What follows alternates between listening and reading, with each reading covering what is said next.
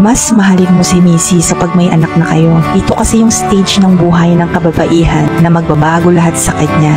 Mula sa katawan, sa hormones, sa lifestyle niya, sa buong pagkatao niya. Kapag ang isang babae ay nanganak, nandyan na yung maaawa siya sa sarili niya. Titingin siya sa salamin at halos hindi na niya makilala yung refleksyon sa harapan niya. Malaking puson, maitim na batok, malaking braso, lawlaw na balat. At mula ng mga anak din siya, dumoble ang pagod niya. Bilang asawa, huwag naman sana tayo maghanap ng iba pag si Mrs. ay nagbago na. Isipin mo yung hirap na pinagdaanan niya mula sa pagdadalang tao, sa pagsilang at sa pag-aalaga. Huwag kang maging selfish. Ang ibang lalaki kasi tumitingin na sa iba dahil feeling nila hindi na maganda yung misis nila. Napaka-unfair naman nun, diba? Mahalin natin si Mrs. ng mas higit pa.